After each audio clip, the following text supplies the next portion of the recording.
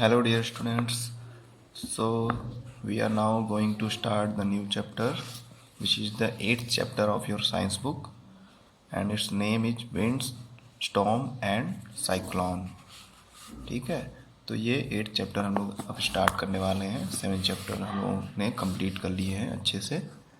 और जिनको कोई भी डाउट्स हो या जिन्होंने मिस कर दिया है अभी तक के 7 चैप्टर्स, वो मेरे यूट्यूब चैनल पर जा कर के हर एक चैप्टर का जो अलग अलग पार्ट्स में वीडियो बनाया गया है उसको आराम से देख सकते हैं और सारे चैप्टर को समझ सकते हैं। अगर वो अभी तक भी नहीं समझे हैं, उसको देखने के बाद भी अगर नहीं समझते हैं, तो फिर वो लाइव क्लास में क्वेश्चन पूछकर डाउट क्लियर कर सकते हैं। ठीक है, तो हम लोग चलिए स्टार्ट करते हैं चैप्टर। तो यहाँ पे ये जो विंड, स्टॉर्म, साइक्लोन, हवा, आंधी, तूफान, चक्रवात, साइक्लोन को चक्रवात बोलते हैं हिंदी में, तो इसके बारे में पढ़ना है। तो स्टार्टिंग हो रहा है उड़ीसा में आए हुए काफ़ी सालों पहले, लगभग 21 साल हो गए।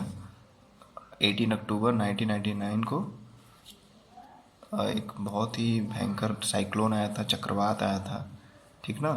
और उसमें हवा की स्पीड बहुत ज़्यादा थी, विंड की स्पीड 200 किलोमीटर पर आवर, यानी बहुत ज़्यादा थी। हवाएं बहुत तेज़ चल रही थी। द साइक्लोन स्मैश्ड, और उस समय ये जो चक्रवात आया था उससे लगभग 45,000 हाउसेस, 45,000 घर जो हैं बर्बाद हो गए। मतलब टूट फूट गए थे, एकदम रहने लायक नहीं बचे थे, पूरी तरह से क्षतिग्रस्त हो गए थे, स्मैश्ड हो गए थे, टूट फूट गए थे एकदम। और लगभग 7 लाख पीपल, 7 लाख पीपल जो है होमलेस हो गए थे, क्योंकि इतने सारे घर, आप सोचिए 45,000 घर जो हैं पूरी तरफ से एकदम टूट फूट गए थे, रहने लायक नहीं बचे थे। तो हर फैमिली में अगर 3-4 भी पर्सन माने कम से कम, तो काफ़ी लोगों का घर तबाह हो गया था, वो होमलेस हो गए थे। फिर उसी साल, उसी महीने में लगभग 11 दिन बाद 18 अक्टूबर को एक आया था चक्रवात, बहुत भयंकर। फिर 29 अक्टूबर को और सेकंड साइक्लोन, फिर दूसरा साइक्लोन वहीं पर आया। सोचिए कि एक बार तो आया था, अब दूसरा एक कोई आ गया चक्रवात।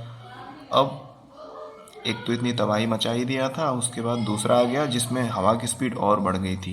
इस समय हवा और तेज़ चल रही थी, 260 किलोमीटर पर आवर, ठीक ना। वो उड़ीसा को हिट किया, मतलब उड़ीसा वाले क्षेत्र में ये हवा बहुत तेज़ी से आई।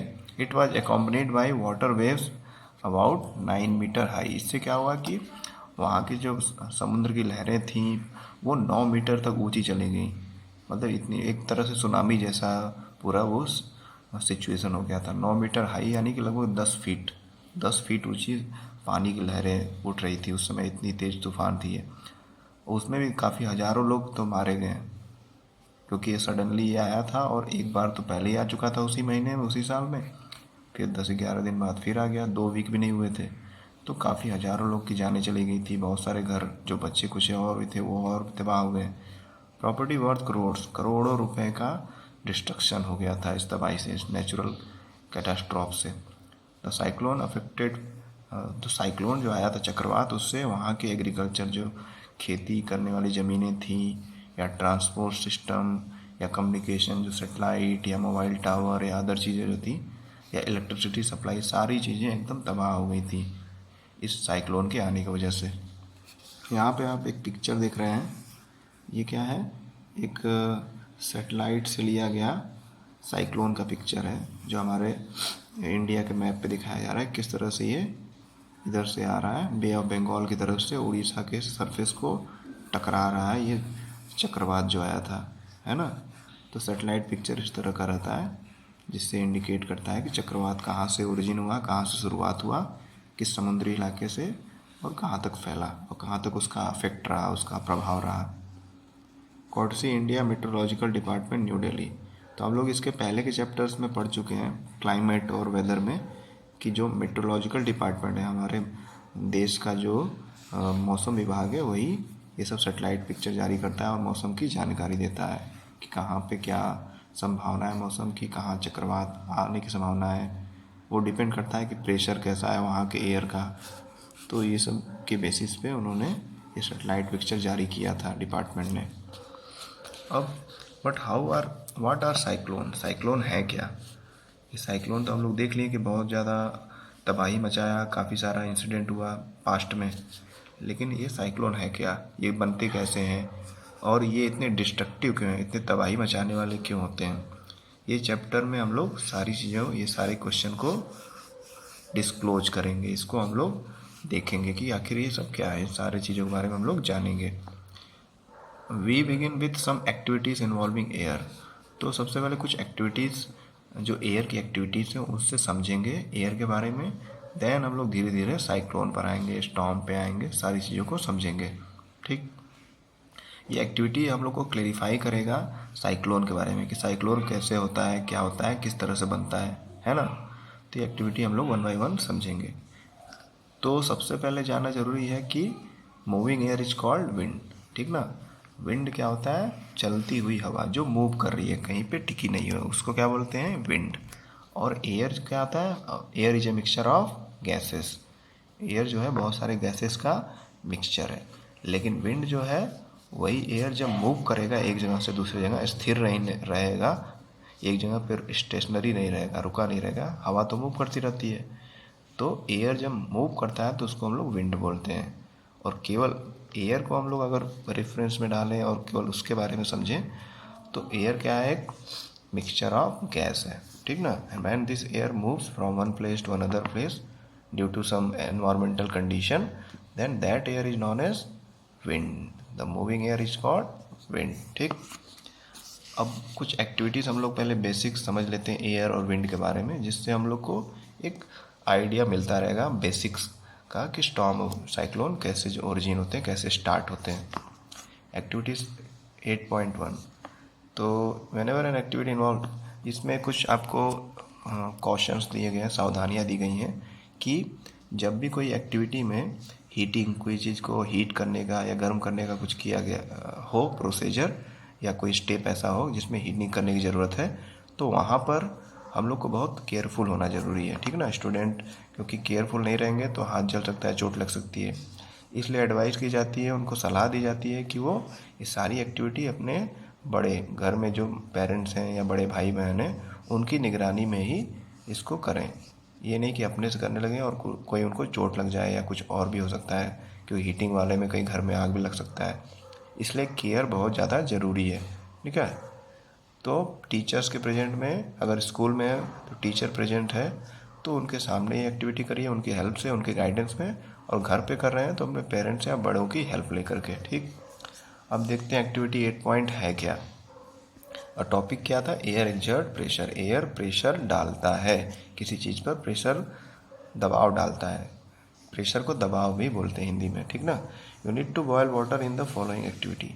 अब अगला जो एक्टिविटी है, हीटिंग का इसमें दे रहा था सावधानी कि हीटिंग वाले में सावधानी बरतना है। तो ये जो एक्टिविटी है इसमें पानी को बॉयल करना है। तो इसमें क्या दिया है कि एक टीन का डब्बा लीजिए। ठीक है, एक टीन का डब्बा लीजिए जिसमें लिड रहे। लिड का मतलब LID, लिड, लिड मतलब ढक्कन उसका रहे, एयर टाइट।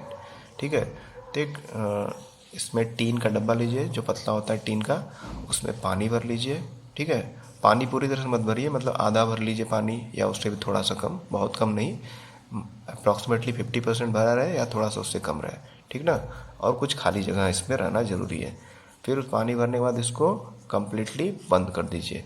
ठीक, अब बंद करने के बाद एयर टाइट लीड लगा करके, इसका ढक्कन लगा करके, फिर इसको बर्नर, ये बर्नर है, यहाँ से इसको हीट दीजिए। अब ये गर्म होगा तो इसके अंदर का पानी खौलेगा, बॉयल होगा। और बॉयल वाटर जब बॉयल होने लगेगा तो फिर क्या होगा कि बॉइलिंग के बाद फिर उसमें वेपर बनने लगेगा, बहुत ज़्यादा वेपर उसमें जाकर इसमें भर जाएगा, एकदम टाइट हो जाएगा ये, है ना, प्रेशर की वजह से। तो वेपर बहुत ज़्यादा इसमें बन जाएगा और जितना भी खाली जगह था इस बॉटल में वो वेपर की है, वेपर उसको ऑक्यूपाई कर लेगा। ठीक, हालांकि वो खाली नहीं था, क्योंकि हम लोग कोई भी बॉटल लेंगे, ये बॉटल मतलब ये जो भी डब्बा लिए हैं या बॉटल लिए हैं, इसमें मान लीजिए आधा हम लोग पानी भरे थे तो आधा क्या रहेगा, हवा। ठीक ना, यहाँ कुछ भी ऑक्यूपाई नहीं करता, वहाँ क्या रहता है, एयर। तो यहाँ 50% एयर मान लेते हैं। लेकिन जब इसको बंद करके हीट करेंगे तो एयर में वाटर वेपर, जो आधा जगह हवा लिया था उसमें वाटर वेपर जाके ऑक्यूपाई कर लेगा, उसकी जगह ले लेगा, है ना। तो बहुत सारा वाटर वेपर इसमें मिक्स हो जाएगा, जो खाली जगह था एयर वाला। अब इस गर्म डब्बे को उतारेंगे किसी टोंग की हेल्प से, टोंग मतलब चिमटे की हेल्प से, हाथ से तो नहीं, नहीं तो हाथ जल जाएगा। तो इसको टोंग की हेल्प से इसको नीचे उतारेंगे और इसमें नॉर्मल ठंडा पानी डालेंगे। ठंडा मतलब आइस कोल्ड वाटर नहीं, नॉर्मल जो नल में आता है तुरंत इस पर डालेंगे, तुरंत एकदम गर्म डब्बा है उस पर पानी डालेंगे। तो देखेंगे कि डब्बे का शेप जो है डिफॉर्म हो जाएगा। डिफॉर्म मतलब टेढ़ा मेढ़ा हो जाएगा, ऐसा पिचक जाएगा, या हाँ डिफॉर्म बोलते हैं इसको इंग्लिश में, या हिंदी में पिचक जाएगा या टेढ़ा मेढ़ा हो जाएगा, ऐसा बोल सकते हैं। तो ऐसा क्यों हुआ? ऐसा इसलिए हुआ क्योंकि यहाँ पर जो एयर, जब हीट हम लोग किए थे तो पानी भाप बन गया था, है ना। और भाप बन गया था तो क्या हो गया कि प्रेशर इसमें बढ़ गया था, है ना, हीट करने की वजह से। लेकिन जैसे इसको पानी डालें तो इसमें जो हवा में वाटर वेपर मिक्स हो गया था, अंदर जो हवा वाला जगह था उसमें वाटर वेपर था, हीट होकर के बॉयल होकर के वो तुरंत वाटर वेपर जो था कंडेंस हो गया और पानी बन गया। तो वापस वो जगह पूरा भर गया था जो वाटर वेपर से हीट करते हुए, वो वापस खाली हो गया, क्योंकि तुरंत पानी डालने पे सारा जो वाटर वेपर है लिक्विड में कंडेंसेशन हुआ और लिक्विड में चेंज होकर के नीचे आ गया। तो बाकी बचा हुआ जगह जो है कंप्रेस हो गया, है ना। और कंप्रेस क्यों हुआ? क्योंकि अंदर का प्रेशर अचानक से कम हो गया और बाहर से जो प्रेशर लग रहा है डब्बे के बाहर से वो ज़्यादा हो गया। तो इसी की वजह से जो बॉटल होता है बाहर की तरफ से धंसा हुआ रहता है या टेढ़ा मेढ़ा डिफॉर्म हो जाता है ना। क्योंकि यहाँ पे एटमॉस्फेरिक प्रेशर ज़्यादा रहता है, ये वाटर प्रेशर का जो प्रेशर इनसाइड है इसके बॉटल के अंदर है उससे ज़्यादा हो जाता है बाहर का प्रेशर। दैट्स वाई ये बॉटल टेढ़ा मेढ़ा हो जाता है जब तुरंत गर्म डब्बे को पानी डालते हैं ठंडा तो, ठीक ना। तो बाहर से जो एयर में प्रेशर लगता है उसको एटमॉस्फेरिक प्रेशर बोलते हैं, और अंदर जो प्रेशर है वो पार्टिकुलर कंडीशन में, जैसे कि वेपर प्रेशर है, यहाँ पे वेपर का प्रेशर था तो फूला हुआ था गर्म करते हुए, जैसे ठंडा किए वेपर प्रेशर कम हो गया और बाहर का प्रेशर ज़्यादा हो गया, इसलिए डब्बा अंदर की तरफ धंस गया या डिफॉर्म हो गया, ठीक। तो ये एक्टिविटी दिखाया गया। तो इससे यही क्लियर हो रहा है कि हवा जो है प्रेशर क्रिएट करता है, चीज़ों पे दबाव डालता है। अब एयर प्रेशर है क्या ये भी समझ लेते हैं।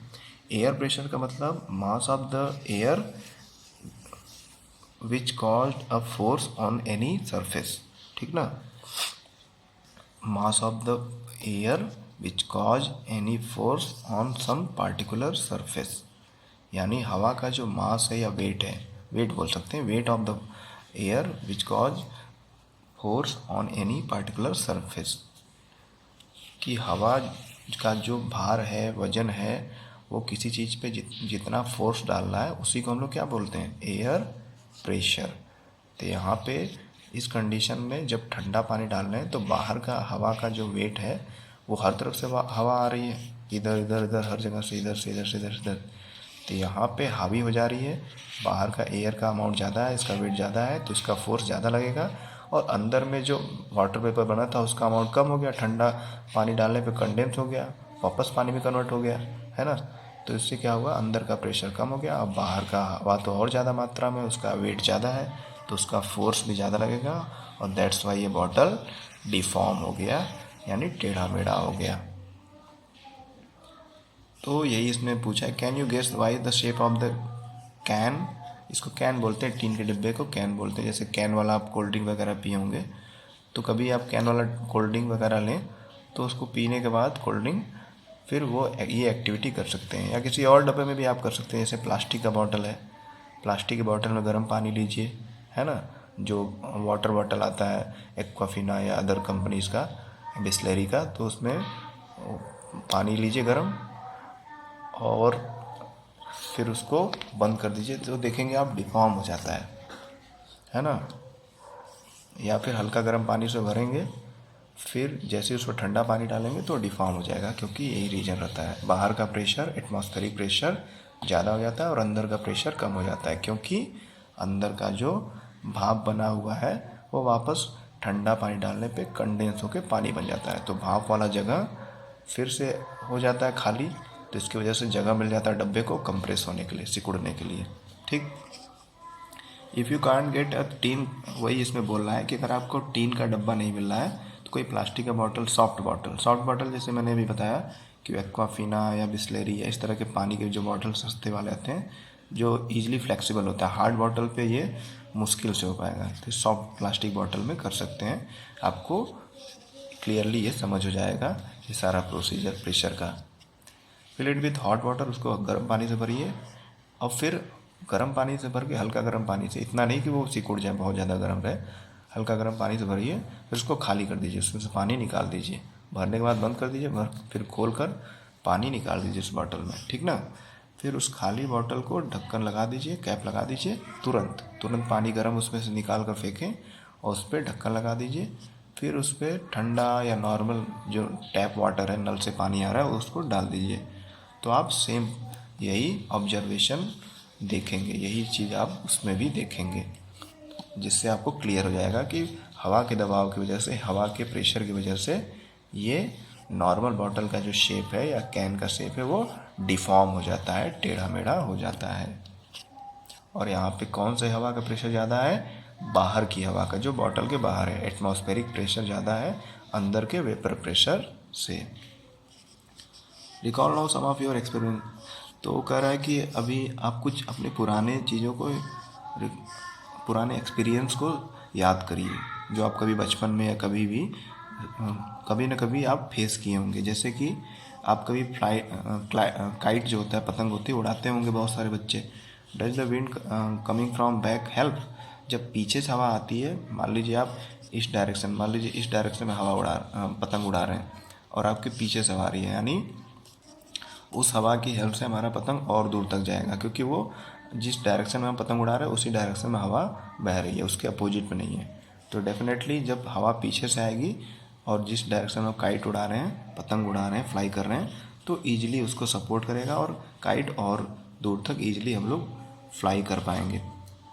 If you are in a boat, अगर आप किसी बोट में हैं, नाव में हैं और नाव को चला रहे हैं, तो अगर हवा आपके, जैसे नाव आप इस डायरेक्शन में ले जा रहे हैं, है ना, तो हवा भी अगर इसी डायरेक्शन में जा रहा है, ऐसे इधर जा रहा है आपका बोट और इधर ही डायरेक्शन में हवा भी लग रहा है, विंड का भी स्पीड है या विंड का डायरेक्शन है, तो उससे क्या मिलेगा? हमारे बोट को सपोर्ट मिलेगा। तो हम लोग कम एफर्ट लगाएंगे, कम फोर्स लगाएंगे और ईजिली हमारा नाव आगे बढ़ता जाएगा। लेकिन अगर मान लेते हैं हमारा बोट इधर जा रहा है ना, हमारा बोट इधर जा रहा है, हवा इस डायरेक्शन में उल्टा चल रही है, तो हमको बहुत ज़्यादा एफर्ट लगाना पड़ेगा हवा के अगेंस्ट में जा कर के अपने बोट को आगे बढ़ाने के लिए। या बोट के अलावा कोई और भी हम लोग मशीन समझ सकते हैं, जैसे साइकिलिंग, कार या कुछ भी ऐसे ट्रांसपोर्ट के सिस्टम। तो उसमें अगर अपोजिट डायरेक्शन में हवा चल रही है तो हमको एफर्ट या मेहनत बहुत ज़्यादा करनी पड़ेगी, जबकि अगर सेम डायरेक्शन में कोई चीज़ चल रही है और उसी डायरेक्शन में हवा भी चल रही है तो हमको वो हमारा जो एफर्ट है कम कर देगा, हमको कम फोर्स लगाना पड़ेगा और हमारा मेहनत, हमारी एनर्जी भी बच जाएगी। Do you find any difficulty to ride a bicycle against the direction of the wind? जैसे इसमें बोल रहा है कि क्या आप कभी साइकिल चलाते होंगे, मान लीजिए आप लोग मैक्सिमम बच्चे साइकिल चलाते होंगे, तो जब आप साइकिल चलाते हैं तो जब हवा आपके डायरेक्शन के विपरीत दिशा में, साइकिल आप इधर से उधर चला रहे हैं और हवा इधर चल रही है, तो आपको क्या फेस होता है? डिफ़िकल्टी फेस होती है, बिल्कुल होती होगी। आप फेस करते होंगे कि बहुत आपको दबाव लगाना पड़ता है, पैडलिंग बहुत ज़्यादा ज़ोर से करनी पड़ती है जब हवा आपके साइकिल के अपोजिट डायरेक्शन में चल रही हो, है ना। लेकिन अगर साइकिल के डायरेक्शन में ही अगर चल रही हो हवा, तो हमारा काम और आसान हो जाएगा, हम लोग हल्का सा पैडल मारेंगे और साइकिल बहुत तेज़ी से मूव करने लगेगी।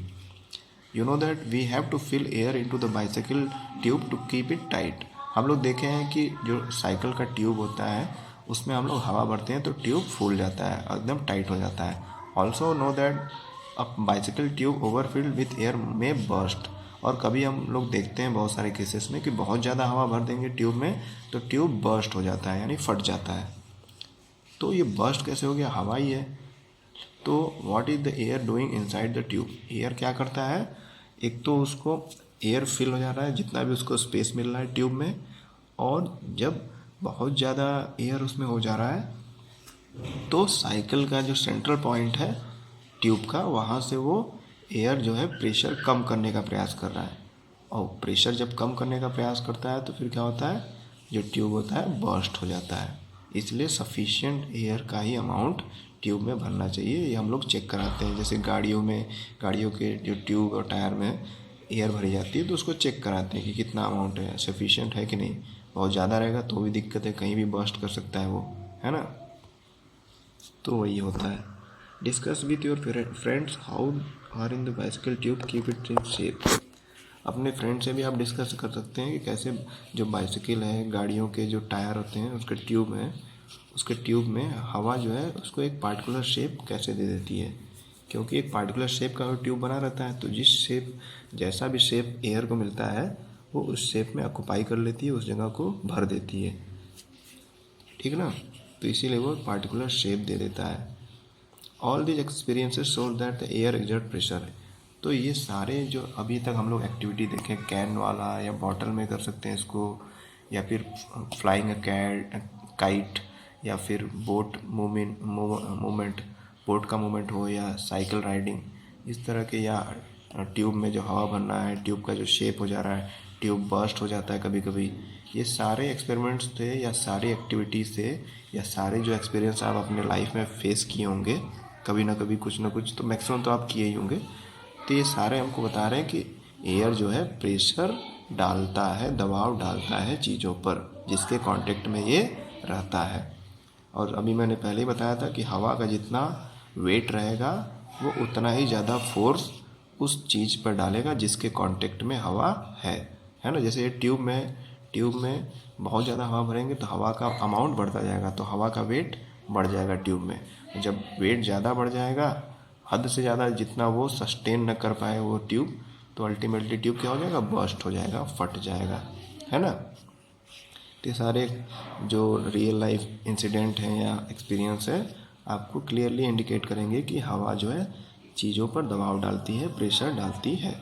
It is due to this pressure that the leaves of tree, banners of flags flutter when the wind is blowing. जैसे कि आप देखते होंगे अभी तो 15 अगस्त आ रहा है, हालांकि आप स्कूल में तो नहीं आ पाएंगे शायद क्योंकि कंडीशन काफ़ी हार्श है, लेकिन आप देखते होंगे कि हवा की वजह से जो पेड़ों के पत्ते होते हैं या फिर बैनर्स जो लगे रहते हैं अलग अलग कंपनीज़ के प्रचार के लिए, या फ्लैग जो होता है हमारा वो, या अलग अलग राजनीतिक पार्टियों, पॉलिटिकल पार्टीज़ का फ्लैग या कोई भी फ्लैग हो, ये सारी चीज़ें आप देखेंगे फ्लटर करता है, फड़फड़ाता है या लहराता है ना। तो किसकी वजह से लहराता है, हवा की वजह से ही, यानी हवा उस पर दबाव डाल रही है तब वो हिल रहा है, उसमें मूवमेंट आ रहा है ना। तो ये सारी चीज़ें हमको क्लियरली इंडिकेट कर रही हैं कि हवा प्रेशर क्रिएट करता है जिसके कांटेक्ट में आ जाए। You can list some of more experience which show that the air has pressure. आप और सारे भी अपने आसपास के, अपने घर में, क्योंकि आजकल तो घर में ही आप हैं कोरोना वायरस के प्रभाव के कारण, तो आप घर में भी बहुत सारी चीज़ों को ध्यान से ऑब्जर्व करिए कि देखिए कि क्या क्या चीज़ें ऐसी हैं जिस पे हवा का दबाव पड़ रहा है, और उसको आप लिस्ट आउट कर सकते हैं अपने टेक्स्ट नोटबुक में, ठीक ना। जब आप इस चैप्टर का नोट्स लिखेंगे और एक्सरसाइज लिखेंगे चैप्टर एंड होने के बाद, तो उसको भी आप लिख सकते हैं। फ़िलहाल आप नोट करते रहिए, देखते रहिए, ऑब्जर्व करिए कि क्या क्या चीज़ें घर में या घर के आसपास आप देखते हैं जो जिस पे एयर का प्रेशर बन रहा है, जिससे पता चल रहा है कि एयर प्रेशर क्रिएट कर रही है, ठीक। फिर let us now try to explain why the can gets distorted. ये मैंने आपको अभी समझा ही दिया है, ये फिर भी इसका एक बार पढ़ लेते हैं जो बुक में दिया है। एज वाटर इज पोर्ड, जैसे कि पानी हम लोग डालते हैं गर्म केन पर, जो केन में अंदर गर्म पानी है, तो उस पर ठंडा पानी डालना है बाहर से, तो क्या होता है, जो अंदर जो भाप है वो ठंडा हो जाता है। Steam can condense in water, भाप पूरा जो एरिया ले लिया था वो तुरंत ठंडा हो जाएगा, तुरंत कंडेंसेशन होगा क्योंकि बाहर से गर्म पानी इस डब्बे पे डाला जा रहा है। तो reducing the amount of air inside, जिससे क्या होगा, हवा का मात्रा इसमें कम हो जाएगा। हवा का मात्रा जब कम हो जाएगा तो इस डब्बे को क्या मिल जाएगा, जगह श्रिंक होने के लिए, सिकुड़ जाएगा। अभी तक तो पूरा भरा हुआ था लेकिन अचानक जगह कम हो जाएगा। The pressure of air inside can decreases, और अंदर का हवा का प्रेशर जो ज़्यादा था हीट करते समय वो कम हो जाएगा। और बाहर का प्रेशर जो है by the decreases then the pressure exerted by the air from outside, और बाहर जो है कैन के बाहर का जो एयर है इधर उधर हर जगह से जो लग रहा है वो ज़्यादा हो जाएगा और अंदर का कम हो जाएगा, जिसकी वजह से अंदर की तरफ ये डिफॉर्म हो जाएगा, टेढ़ा मेढ़ा ये बॉटल हो जाएगा, ठीक ना, कंप्रेस्ड हो जाएगा, सिकुड़ जाएगा बॉटल या कैन जो भी आप ले रहे हैं। This activity again confirm that air exert pressure, ये एक्टिविटी क्लियर करती है कि एयर जो है चीज़ों पर दबाव डालती है। ऐसे आप बहुत सारे और भी एक्टिविटीज़ को लिस्ट आउट कर सकते हैं, लिस्ट बना सकते हैं, और ज़रूर आप बनाइए, क्योंकि आप अभी घर पर हैं, आपको उतना ज़्यादा प्रेशर या टेंशन नहीं है, तो आप ये सारी एक्टिविटी, रियल लाइफ एक्टिविटी देख करके और ख़ुद से ट्राई करके पेरेंट्स की निगरानी में समझ सकते हैं साइंस को, क्योंकि साइंस जो है करके सीखने का नाम है। जितना ज़्यादा आप करेंगे या प्रैक्टिकली देखेंगे, वो आपको हमेशा याद रहेगी, आपके कॉन्सेप्ट को और क्लियर करेगी, ठीक ना। तो अगला टॉपिक क्या है, high speed winds accompanied by reduce air pressure. तो इसके बारे में हम लोग नेक्स्ट वीडियो में पढ़ेंगे कि किस तरह से तेज़ हवा जो होती है, जो तेज़ हवाएं चलती हैं, उससे प्रेशर क्या होता है, कम हो जाता है, रिड्यूस हो जाता है। रिड्यूस मतलब कम। तो इसके बारे में हालांकि आज हम लोग देखेंगे, थोड़ा सा ये देख लेते हैं पिक्चर, बाकी हम लोग डिस्कस करेंगे नेक्स्ट वीडियो में। ये एक्टिविटी 8.2 है और ये दिखा रहा है कि किस तरह से तेज़ हवा प्रेशर को कम कर देती है ना।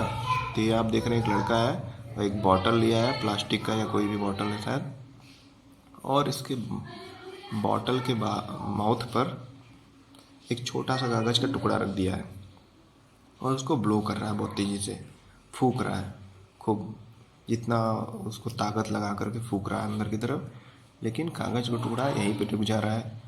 ऐसा क्यों हो रहा है, तो इसके बारे में हम लोग डिस्कस करेंगे नेक्स्ट वीडियो में। फ़िलहाल इतना ही समझ लेते हैं। Okay, thank you.